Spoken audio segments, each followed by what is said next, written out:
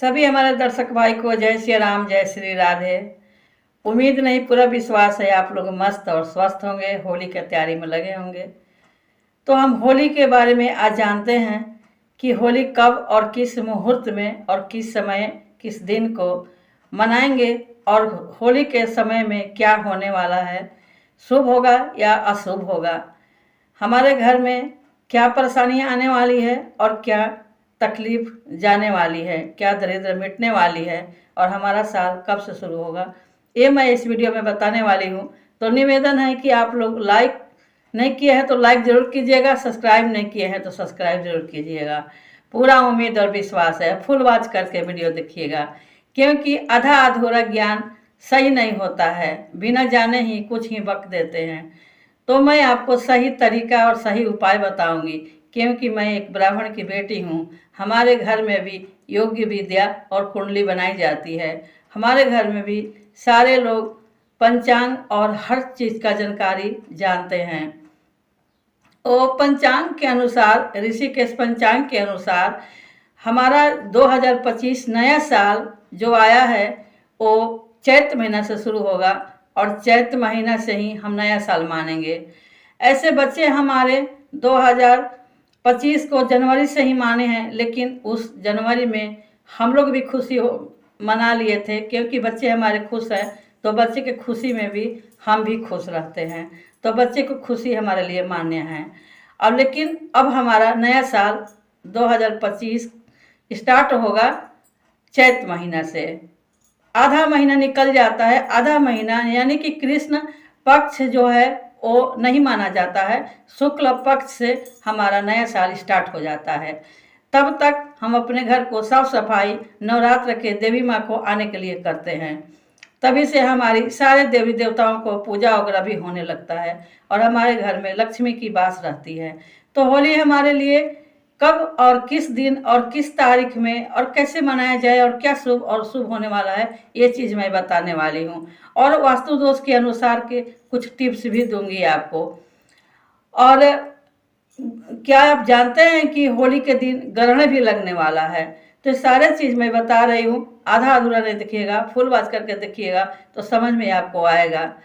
आधा अधूरा देखने से कुछ समझेंगे कुछ नहीं समझेंगे और बोलेंगे बकवास करने आ गई है, ऐसा नहीं है। फुल वॉच करके जरूर देखिएगा, आप जरूर ही समझेंगे। होली 2025 को हम 13 तारीख को होलिका दहन मनाएंगे और 14 तारीख को रंग का उत्सव होली मनाएंगे।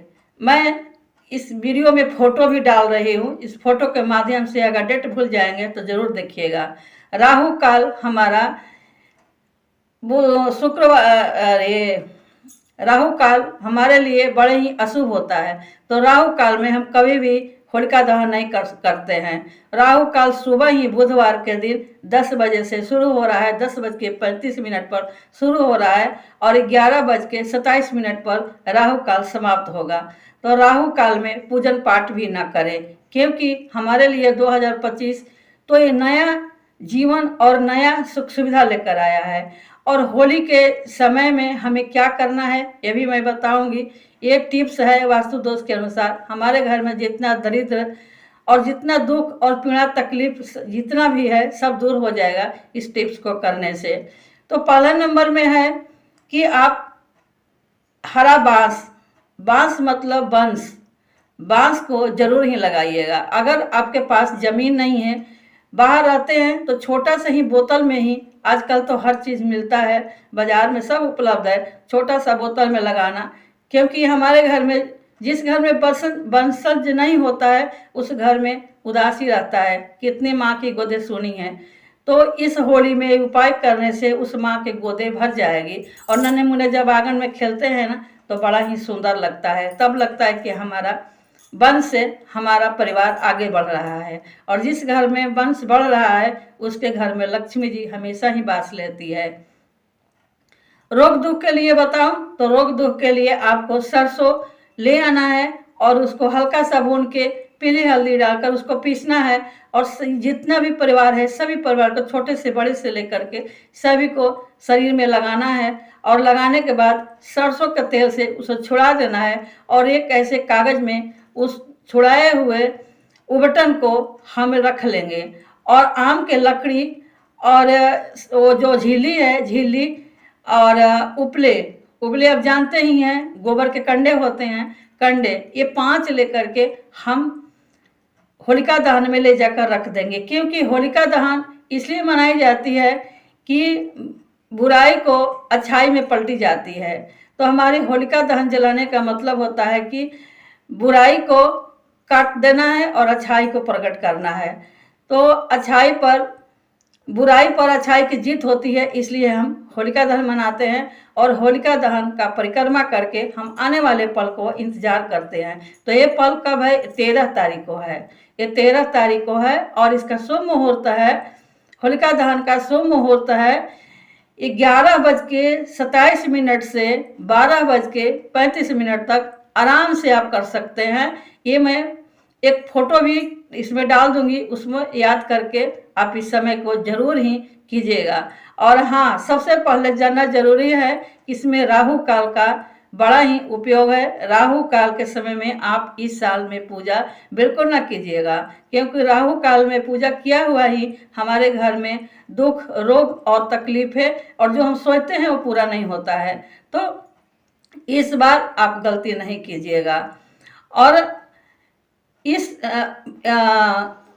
इस होली पर चंद्र ग्रहण का भी दोष है। हालांकि नहीं दिखेगा, लेकिन फिर भी चंद्र ग्रहण है। चंद्र ग्रहण हमारे गर्भवती माँ और हमारे गर्भवती बहने के लिए काफ़ी ही नुकसान होगा, तो इसे जरूर ही बचिएगा। तो ये सब चीज़ मैं आपको इसलिए बता रही हूँ कि बहुत सारे लोग को जानकारी नहीं होता है, बहुत सारे को जानकारी होता है, तो जानकारी के लिए मैं बता रही हूँ। वास्तु दोष के अनुसार आप अपने घर में बांस जरूर ले आइएगा, बांस लगाइएगा, जो मैंने आपको बताया कि बांस का मतलब क्या होता है। और दूसरा, लक्ष्मी अपने घर में प्रसन्न रहने के लिए, हमेशा निवास करने के लिए, क्योंकि 2024 हमारा बीत गया, 2025 को हम आगे आने वाले पल को इंतजार करेंगे। तो आने वाले पल को इंतजार करने के लिए लक्ष्मी जी सदैव हमारे घर में वास ले और हमेशा ही कल्याण करे, सारे रोग दुख को दूर करके हमारे घर में हमेशा सालों भर निवास करे। 2026 तक हमारे घर में ऐसे ही 2026 का जीवन भर बनी रहे। तो इसके लिए कोई भूल चूक या कोई भी गलती हो जाती है तो उसको छोड़ करके हम बुराई को इसलिए तो छोड़ते हैं, अच्छाई को जीतते हैं। तो अच्छाई को जीतने के लिए हम लक्ष्मी जी का चांदी का सिक्का लेकर आएंगे और लाल कपड़े में बांध करके अपने तिजोरी में रख देंगे, जहाँ की हम अपना बचे बचाया कुछ ऐसे घर में पैसे हैं जो बचा कर रखते हैं कि आगे हमारे काम में आएगा, वहाँ पर रख दीजिएगा। इससे हमारे घर में लक्ष्मी जी का निवास होगा। और कोई भी पत्ता हो, आम का पत्ता हो या कोई ऐसे अशोक का पत्ता हो या कोई भी पत्ता हो, हरे पत्ते का तोरण जरूर बांधिएगा। तोरण बांधने से हमारे घर में सबसे पहले लक्ष्मी जी आती है और घर भी शुद्ध और पवित्र हो जाता है। घर के दरिद्र को साफ सफाई तो होली के समय में करते ही हैं, उसको दूर भगाकर तोरण से बांधकर घर को चमका दीजिएगा। और 7 कलर जरूर ले आइएगा। ये सब टिप्स मैं बता रही हूँ आपको, ये वास्तु दोष के अनुसार है। 7 कलर ले आना बहुत जरूरी है, क्योंकि 7 कलर, 7 सूर, 7 रंगों से बंधा हुआ सप्तऋषि के ज्ञान और सप्तऋषि के आज्ञा के मार्ग पर चलने के लिए हम लोग सनातन धर्म में पैदा लिए हैं। और सनातन धर्म बड़े ही भाग्य से मिलता है। और सनातन धर्मियों को धर्म बनता है कि हमें 7 सूरों से बंधे हुए, 7 कलर से रंगे हुए सभी दुश्मनों को भी गले से मिलकर नए कपड़े पहनकर मिठाइयाँ खिलाकर खुश रहें और गले मिलें। क्योंकि हमारे 2024 बीत रहा है, बीत गया, बीत क्या रहा है, जनवरी से ही लोग मानते हैं। तो 2025 से 2026 तक हमारा ऐसे ही खुशियां भरी रहें, ये ऐसा कलर है। तो कलर को हम 7 कलर ले आएंगे और कलर को सभी को लगाएंगे। ये हमारे सप्तऋषि का धर्म है और सप्तऋषि का ज्ञान है। सप्तऋषि के धर्म मार्ग पर चलने से हम सनातनी पवित्र ही पवित्र रहते हैं और सुखी रहते हैं। तो ये सब काम मैंने आपको बताया और समय मैंने बताया, भाद्रा का बताया और चंद्र ग्रहण का बताया कि चंद्र ग्रहण से बचे रहना है। और होलिका दहन का समय कब का है? तो होलिका दहन का समय है 11:27 से शुरू होगा और 12 बज से 35 मिनट तक होलिका दहन खूब आराम से कर सकते हैं। उसके बाद आपका रंग का उत्सव आ जाएगा। होलिका दहन के बाद होलिका दहन का परिक्रमा जरूर कीजिएगा, क्योंकि परिक्रमा करने से हमारे अग्निदेव और नारायण बड़े ही प्रसन्न रहते हैं और सारे दुख तकलीफ को दूर करते हैं।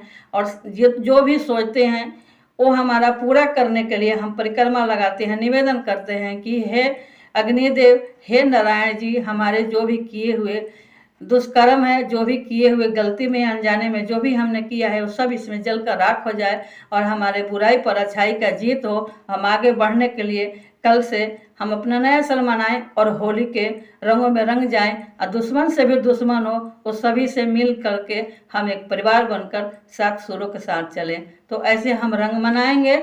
और दिन होगा गुरुवार होलिका दहन का, और रंग का उत्सव होगा शुक्रवार के दिन। ये हमारा दिन रहा, तिथि रहा, समय रहा, सब कुछ आपको मैंने बता दिया। एक फ़ोटो भी डाल दूंगी, अगर भूल जाएंगे तो फ़ोटो को देखकर याद कर लीजिएगा। और हमें लाइक नहीं किया है तो लाइक जरूर कीजिएगा, सब्सक्राइब नहीं किया है तो सब्सक्राइब कीजिएगा और फुल वॉच करके देखिएगा। कहीं पर भी क्षणिक मात्रा के लिए भूलिएगा नहीं। मैंने आपको जो जानती हूँ सब कुछ बताती हूँ, आधा अधूरी ज्ञान मैं कभी नहीं देती हूँ। जितना भी जाना मैं अपने परिवार से ही जाना और सीखा है। मैं भी पंचांग देखती हूँ, पंचांग के अनुसार बताया है। कोई गलत आपको तौर तरीका नहीं बताऊंगी। कोई वीडियो बढ़ाने के लिए और व्यूज खाने के लिए मैं ऐसा वीडियो नहीं बनाई हूँ। मेरे अंदर जो भाव है वो भाव को प्रकट की हूँ कि आप लोग को भी जानना जरूरी है, इसलिए मैंने बताया है। सभी लोग को जानकारी नहीं मिलती है, इसलिए मैंने जानकारी दिया है। वीडियो जरूर देखिएगा। बस इसी शब्द के साथ मैं अपना बाड़ी विराम करती हूँ। तो आप सभी लोग अपना आशीर्वाद बनाए रहिएगा और कमेंट बॉक्स में जरूर लिखिएगा कि मैंने गलत कहा है कि सही कहा है। प्यारा प्यारा सा कमेंट जरूर कीजिएगा। आप सभी को जय श्री राम, राधे श्याम।